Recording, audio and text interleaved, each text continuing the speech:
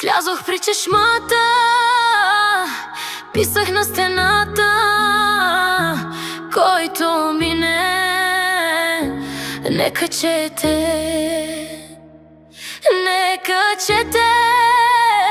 моят живот да